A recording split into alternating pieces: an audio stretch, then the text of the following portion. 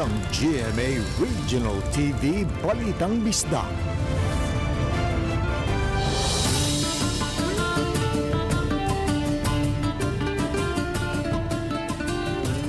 Mayong hapon na kining inyong GMA Regional TV Balitang Bisdak.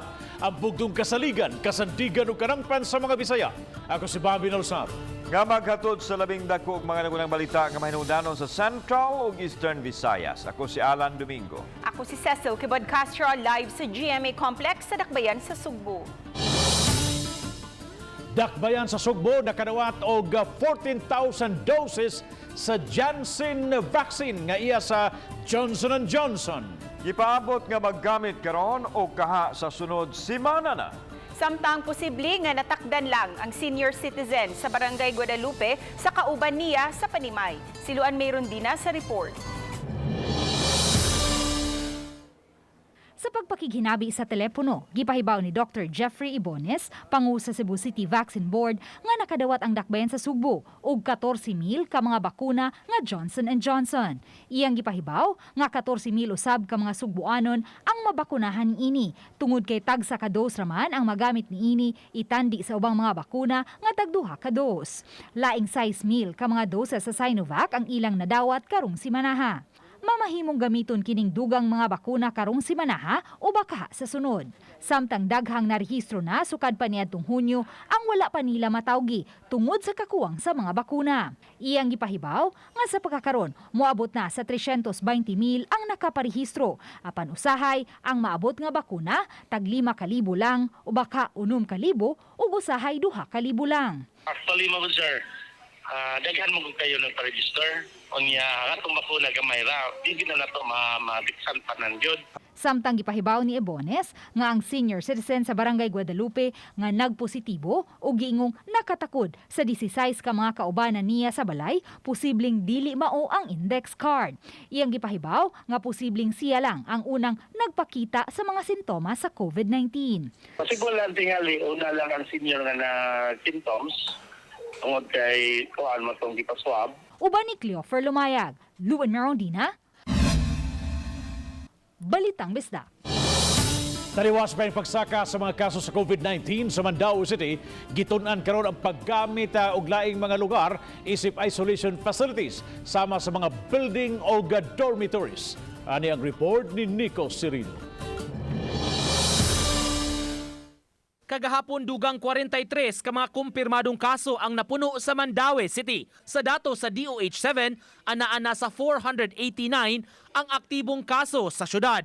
Taliwa ni ining surge o paspas nga pagsaka din sa Cebu karong panahona, gusto ang dakbayan nga mangandam ng daan. Nangita sila karon og dugang mga isolation facilities. Pabilin nga gigamit karon ang Norquist Park, ingon man ang kanhi North Bus Terminal Facility isip isolation centers. Gitan-aw sab ang posibleng paggamit sa mga building o dormitory nga pakigsabutan pa sa syudad. Ang atong isolation centers ron gamay-gamay na lang ang bakante basin og ma-fully booked ta sa sigsaka ning kaso, no, just to anticipate in the next few days. Wala naman ta nagkuan kanang duha naman lang ni atong isolation centers. Dili gamiton pagbalik sa dakbayan ang City Central School nga kaniadto mo ay main isolation center. Nauli na kini ngadto sa DepEd ug gigamit na karon sa eskwelahan. Kun mahinayon, kining mga dormitories nga gamiton alang sa mga naghuwat pa sa resulta sa ilang mga tests. Kananay mga dormitories o pension houses that we can enter into agreements with them to rent out their facilities. For now nga dili kayo ni sila magamit pa for tourism and other purposes. Ug taliwa sa hulga sa mas makatakod nga Delta variant, gipasalig sa syudad, pabilin ang hugot nila nga mga lakang nga gihimo.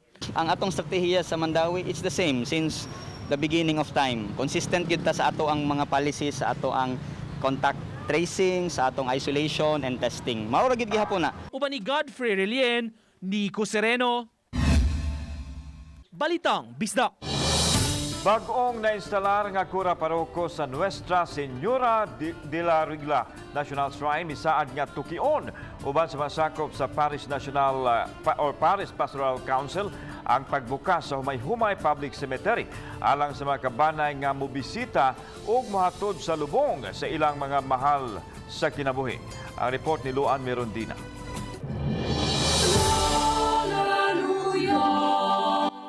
Formal nang nainstalar kagahapon sa hapon sa Reverend Father Reynante Joseph Echanga, isip rector ug parish priest sa Nuestra Señora de Regla Parish National Shrine. Katapusan siyang nadistino sa Our Lady of the Sacred Heart Parish sa Marigondon, isip parish priest usab sulod sa 3 ka tuig. Samtang si Reverend Father Bernard Bong Corpus, kinsa moy parish priest sa Birhen sa Regla kaniadto sulod sa dulan 4 ka tuig, nadistino na sa Birhen de la Paz y Buen Viaje sa Surigao City. Matod sa bagong kora paroko, nakaabot na kaniya ang yangungo sa pipila ka mga kabanay sa mga namatay nga wa tuguting makasulod sa humay-humay Catholic Cemetery kay gilimitahan lang sa simbahan ngadto sa 25 ka mga tawo ang makahatod og lubong. Ako nang gipaminaw, niabot ka na ako nga mensahe ka na o ako nang paghisgutan uban sa Paris Pastoral Council, no? Kung unsay maayo ug makatabang sa katawhan. Kahinumduman usa ka OFW ang mipadangat sa iyang reklamo pinaagi sa RTV Balitang Bisdak human siya masagmuyo sa kahigpit sa mga health protocols nga gipatuman sa mong samang hinungdan nga wa siya makaduaw sa lubnganan sa iyang amahan. I for myself had experienced so much pain, no? Na gilubong akong igsoon in town wala mi kakita, no? So dili lalim this past few weeks lang gyud nako nga na-experience, no? Na every time maghandom ko niya na masakitan pud ko. So I know and I feel kung unsay gibati sa katawhan, no? Uban ni Marlon Melgazo, Luan Merondina, Balitang Bisdak. Tungod sa padayong pagsaka sa kaso sa COVID-19, si Toda subling mihigpit sa pagsusi sa mga pampublikong sakyanan kung nagsunod ba sa mga health protocol. Usa sa mga minibus nga nasakpang nakalapas, gipamulta. Ang detalye sa report ni Femery Dumabok.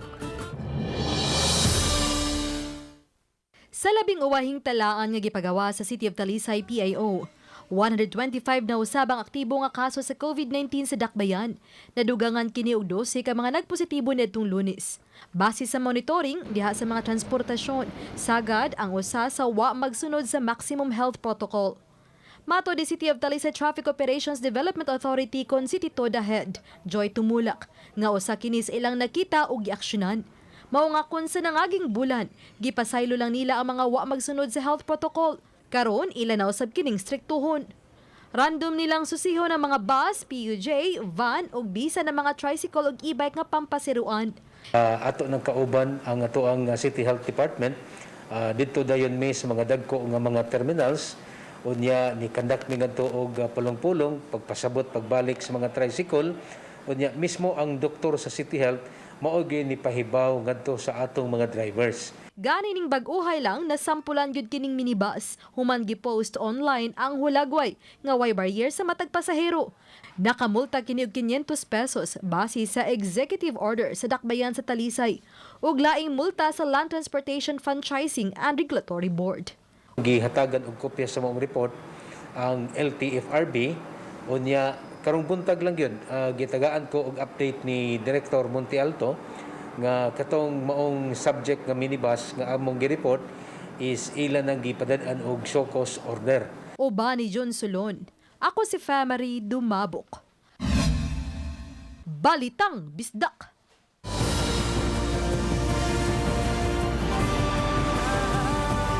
Kini ang GMA Regional TV Balitang Bisdak.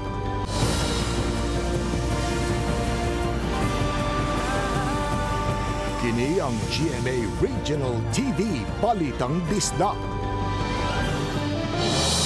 Aron madasig ang mga senior citizens sa dakbayan sa Lapu-Lapu nga magpabakuna one-shot vaccine nga iya sa Johnson sa develop sa Johnson & Johnson lang ang ibakuna kanila. Samtang mga walk-in nga mga senior citizens sa usab dawaton gihapon. Si Luan Mirondina adunay live report. May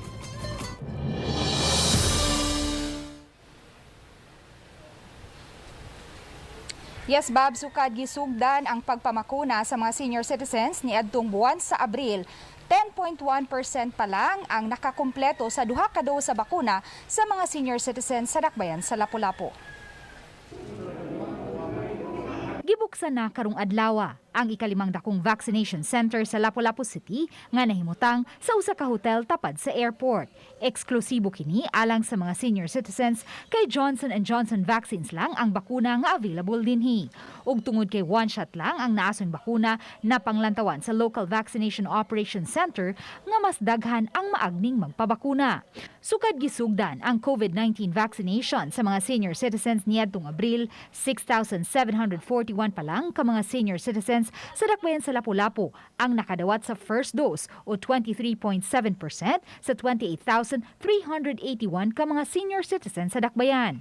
Samtang 2,891 o 10.1% pa lang ang nakakumpleto sa duha ka dose. Manawagan ta sa tanang senior citizens nga magpabakuna na karon kay nindot kaayo ni ang vaccine nga niabot ron sa atoa Johnson & Johnson nya kausara ang injection. So katong mga senior citizens maski wala pa mo naka-online register, pwede ra mo walk-in. Ang 91 anyos nga si Filipina Aguilera na kumbinser lang sa iyang daughter-in-law nga magpabakuna kaysa hotel man ang venue sa vaccination o one shot lang usab ang bakuna. May mga relatives nga namatay good na COVID jud. Muna amo na siyang i-encourage nga mo kuan mo pabakuna jud. May kini sugot kay ari lagi sa front. Kumusta ko no imo bakuna? Sakit patusok. Mato ni Attorney James Saison, Deputy Head sa Local Vaccination Operations Center, nga gitagana lang gayud ang Johnson & Johnson vaccine sa mga senior citizens sa dakbayan. 14,250 doses sa Johnson & Johnson vaccine ang nadawat sa Lapu-Lapu City gikan sa DOH-7. If naisubra, we give it to persons with comorbidities, but inoculate first ang senior citizen. But at least sa Lapu-Lapu, we have about 14,500 ka Johnson & Johnson. And ang amo ang bakunahan nga senior citizen, napas mga 18,000. So, sa Lapu-Lapu daan, kabaw na nga walay sobra. So, mo na nga, exclusive lang ito for senior citizens ang ato ang Johnson & Johnson based from the order from the National Task Force, NTF, and the DOH. Bob, ug mga adlaw ug sa Biyernes pulos Johnson & Johnson vaccine na lang ang available sa dakbayan sa Lapu-Lapu. Bukas gihapon ang tanang 5 ka mga vaccination center sa dakbayan apan alang lang kini sa mga senior citizens. Bob. Daghang salamat Luan Mirondina sa imong live report.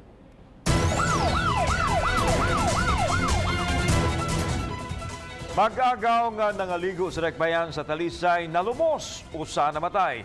Gawas nga hubog ng aligo, grabe usab, kabaluron ang dagat. Ang detalye sa report ni Femari Domabo.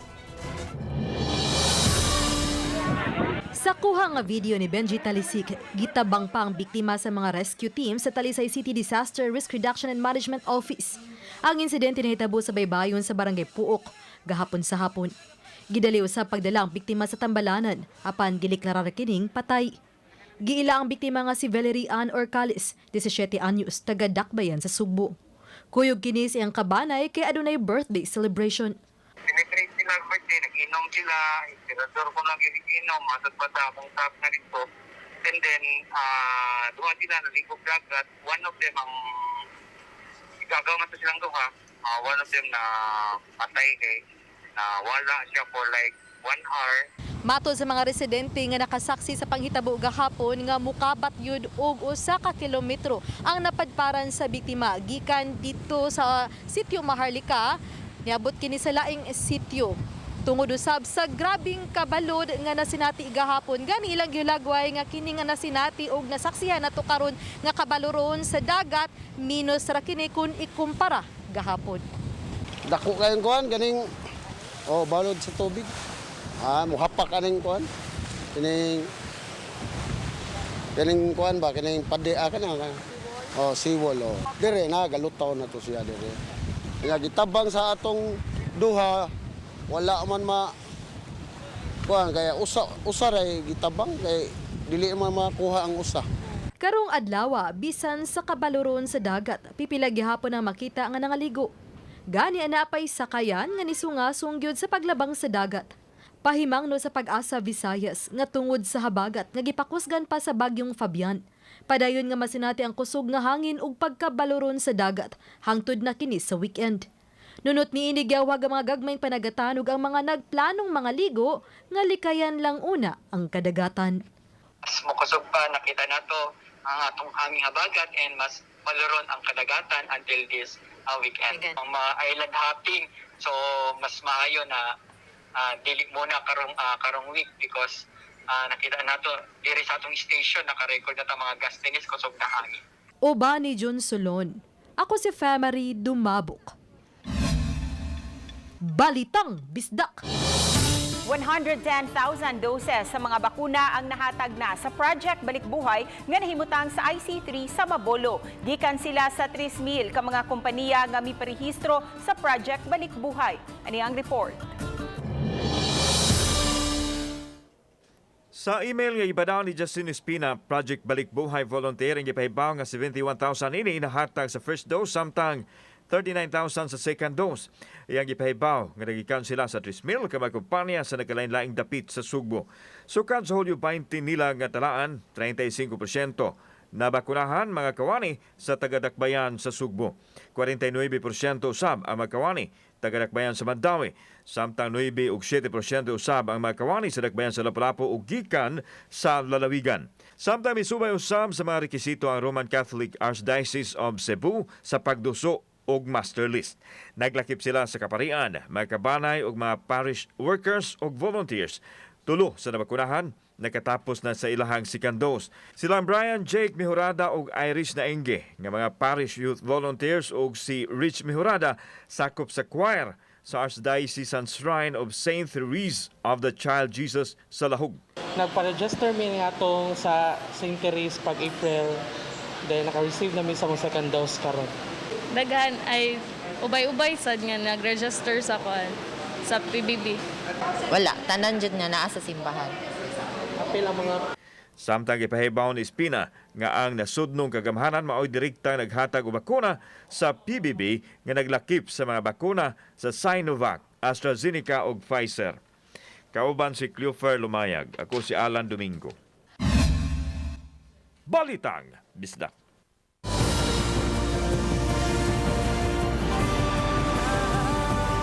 Kini ang GMA Regional TV Balitang Bisdak.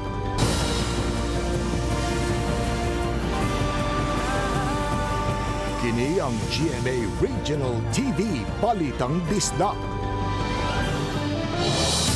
Hapit na mosugod ang bus nga magsilbing COVID-19 Mobile Vaccination Clinic. Proyekto kini sa Philippine National Red Cross aron mas mapaduol sa katawhan nga magpabakuna. Ang detalye uban ni Nico Serino.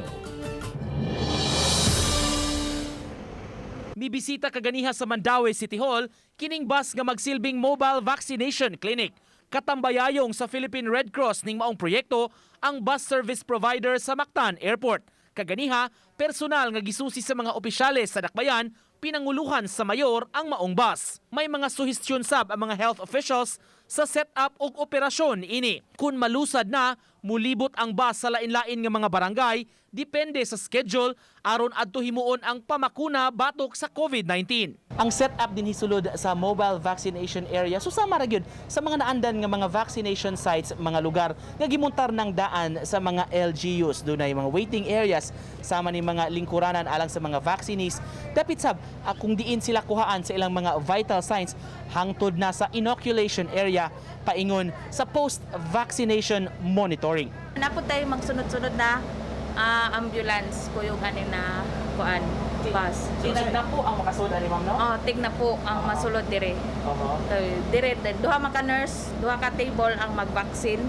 Sa kauluhan, may mga mobile vaccination clinics na nga gipadagan ang PRC o kini ang labing una gawas sa Metro Manila. Gawas sa Mandaue, mulibot sab ang bus sa uban nga mga LGUs. Madedecongest o mababawasan yung mga tao na nandoon sa isang area na ka-station. Ang pangalawa po, doon sa mga babakunahan, kung hindi nila kayang pumunta sa lugar, mahina na o bedridden o may kapansanan, tayo po mismo yung lalapit sa kanila. Sa karon usalan sa pero we already prepared two buses na ang usa ka bus na dito sa sa mong garage.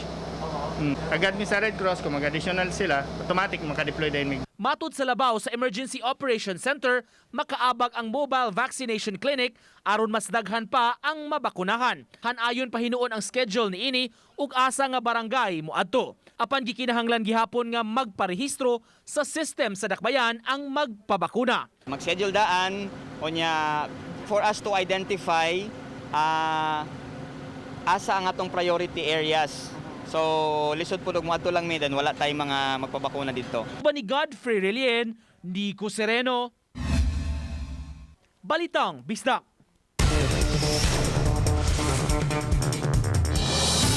Mioso sa dulanoy 20% ang mga kaso sa dengue karong tuiga itandi sa miaging tuig. Samtang dagko naghapon ang dakbayan sa Cebu nga dunay labing daghan nga kaso. Si Femari Dumabok sa report. Gipahibaw ni Jeffrey Duyungan, entomologist sa Department of Health sa Riyon 7, nga karon tuiga sugod Enero hangtod sa Hulyo 17, adunay 976 ka mga kaso. 7 niini ang nakalas. Itandi kini sa 9,449 ka mga kaso sa susamang mga adlaw sa niaging tuig. 39 niini ang nakalas. Muabot sa 89.67% ang pagmino sa mga kaso sa dengue. Mato ni Duyungan, nakatampo sa pagmino sa mga kaso sa dengue ang Y klase. Minus ra ang mga party ug ang pagkauso sa plantitog plantita. Walay celebrations kayo, so dili nakakita mga empty bottles. Kana mo kung empty bottles sa isa ka case daan, that's 24. So 24 possible water holding. Samtang awhag ni Duyungan nga angayang mutuman gihapon sa pagpanglimpyo sa kabalayan ug sa ilang palibot. Lakip sa patarong ug labay mao ang mga ginamit nga canned goods. Kay mausab kini ang punduhanan sa mga lamok. Condensed milk. Ato ihabit nga once we open, di aba ato man empty. Ato ihabit nga linuan dayon bangagan ang sa likod. Samtang miusos man ang mga kaso, gipahibaw ni Duyungan nga 5 sa labing daghang kaso sa dengue nag-una gihapon ang dakbayan sa Cebu. Gisundan kini sa Dumaguete City, Talisay City, Minglanilla ug lungsod sa Shaton sa Negros Oriental. Uban ni Cleofer Lumayag, ako si Femari Dumabok. Balitang Bisdak. Buabot sa 10,000 ka mga Johnson & Johnson's Janssen vaccines ang gisugdan sa pagpamakuna dito sa Tacloban City. Sa social media page sa Tacloban City Government, gipahibaw ni Mayor Alfred Romualdez nga mga senior citizen ug persons with disabilities ang priority nga makadawat niini. Bisan holiday kagahapon nabantayan nga gidagsa ang duha nila ka mga vaccination sites sa mga Taclobanon nga gustong mabakunahan. Ang Johnson & Johnson's vaccine ihatag sa usa lang ka dose. Gipahibaw sa Tacloban City Health Office nga moabot na sa 33,500 ang nabakunahan sa ilang syudad. Giisip nga responsable sa pagsugod o pagpalambo sa ekonomiya sa Sugbo si kanhi Governor Emilio Mario Lito Osmeña Jr. Gipahibaw sa pamilya ang pagtaliwan ni Osmeña sa edad nga 82 anyos. Ang pagsulbong sa Sugbo gitawag nga sibum, gikredita sa mga paningkamot sa kanhi opisyal. Kiniusab ang pag-ila kaniya ni Talisay City Mayor Samsam Gulyas. Ganay mapasalamaton si Gulyas kay lakip ang Talisay nga nakabenepisyo sa economic boom o pagka-visionary ni Osmeña o dakong kawadon ang pagtaliwan nini. Samtang si Mandaue City Councilor o kanhi kongresista ni Risa Son Ruiz maisip kang Osmeña nga iyang mentor sa politika. Nagsilbi siyang board member dihang gobernador si Osmeña gikan sa 1988 hangtod sa 1992. Nagpasalamat usab si Ruiz sa mga proyekto ni sama sa Trans Central Highway o paglambo sa mga business district sama sa IT Park o padayong nakatagamtam ang katawhan usa-usab sa iyang gaginaig ang pagmugna ni Osmeña o probinsya muna Initiative Development o PRAMD. Sa una, mo yun, oras centralized yung tanang project na Imperial, used to call it the Imperial Manila. Ito nga, Cebu, yan ito gingalan ang island in the Pacific, gingalan doon ang Philippines, kaya mga project ni Ato Puro ramang Metro Manila. Ito yung i-focus nga, ari naging provision ng Cebu. They're close with my grandfather. The Osmeña family name is an institution here in Cebu. In Cebu province, and Gov Lito played a very big part on what made Cebu it is today, especially as far as economy is concerned.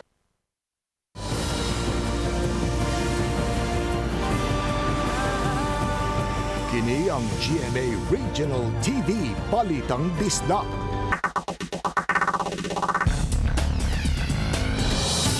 Sagad sa mga disgrasya nga nalambigit sa mga motorsiklo, batok sa laing motorsiklo, mo'y natala sa City of Talisay Traffic Operations Development Authority, sisitudan, so dinig si Manaha. Ang mga panghitabo sa kalanan sa Dakbayan sa Talisay, nahuli kam. Sama na lang ng duha ka motorsiklo nga nagsubay sa Cebu South Coastal Road, padung sa Dakbayan Sugbo. Naguna kining delivery motorcycle. Apan gasunod nga motorsiklo, gikan sa inner lane, ni padaplin sa outer lane, samtang kusog nagpanagan, nagkasingki na hinuon ang duha ka mga motorsiklo. Tungod sa impact, parehong nakaangkon og minor injury ang duha kang nagsakay, samtang nining usa ka nag-counterflow nga motorsiklo nagkasinaghiray usab sa laing motorsiklo nga nagpaabot na og go signal. Pareho silang pa-left turn unta. Nagkasinabot na hinuon ang duha ka hawig. Kagapon adlaw sa pagsaulog sa Eid al-Adha kon Festival of the Sacrifice, malipayan og malinawon kining timaan sa Muslim community didto sa Hagna, Bohol. Gani ang personnel sa Hagna Police Station nihimog feeding sa Muslim community sa lungsod. Nanghatag usab sila og tsinila sa kabataan nga nagedad og 5 hangtod sa 10 anyos. Sumahan ni Patrolwoman Julie V. Amora sa Hagna Police Station, ila kining pamagi aron makigihiusa sa kaigsunang Muslim nga nagtimaan sa maong kasaulugan kagahapon. Milyon-milyon ka mga Muslim sa di mo kalibutan ang nagsaulog sa Eid al-Adha o Pista sa Sakripisyo, ang ikaduhang labing importante nga kasaulugan sa kalendaryo sa Muslim.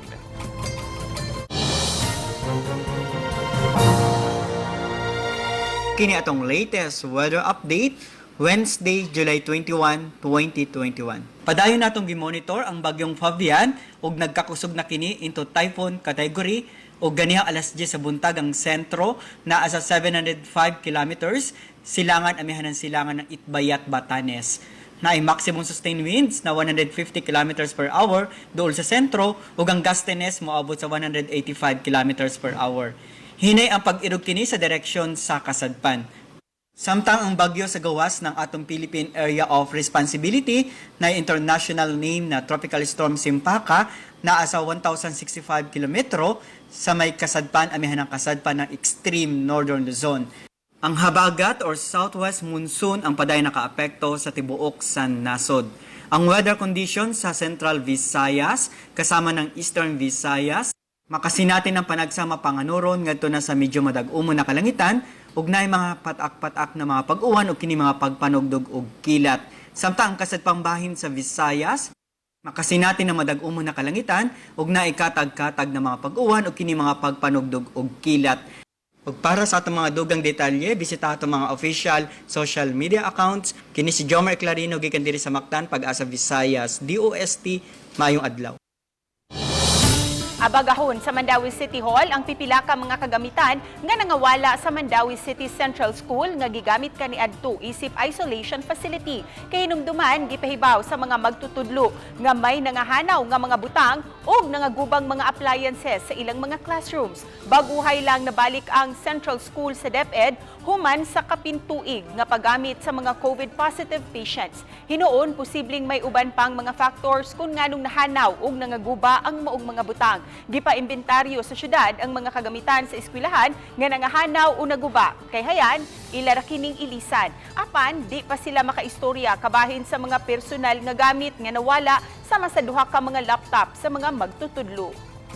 Hapit dito 2 ka buwan na ito gitrabaho ang isolation center. So na ato'y time na pwede pa makuha nila ilang mga personal belongings. Nakasabot sa mayor nga naagid na wear and tear, naagi maguba nga mga gamit.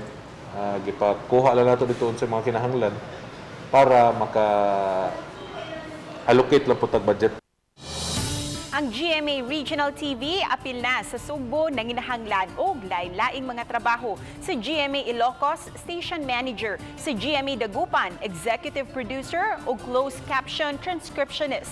Samtang si GMA Bicol usab nanginahanglan og anchor o Closed Captioning Transcriptionist gihapon. Daghang trabaho ang gikinahanglan si GMA Batangas sama sa Station Manager, Program Manager, Senior Desk Editor ug uban pa.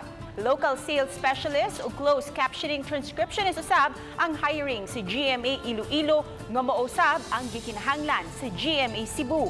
Ang GMA Davao nagtanyag og trabaho alang sa Director, Segment Producer, Production Assistant o Closed Captioning Transcriptionist usab. Daghan usab og job vacancies nga gitanyag ang GMA Regional TV alang sa General Santos City ug GMA Zamboanga. Daghang salamat sa mga kapuso nato apil na ang nasagawa sa nasod nga nakisayod sa mga dagko ug mga nagunang balita sa rehiyon. Ako si Alan Domingo. Ugi ka namong tanan dinhi sa Central ug Eastern Visayas. Ako si Cecil Kibod Castro. Ang inyong balita ang among balita kay matag lokal nga balita mahinungdanon kining inyong GMA Regional TV Balitang Bisdak. Buong puso para sa Pilipino. Ako si Bobby Nalsaro ug mayong hapon mga kapuso.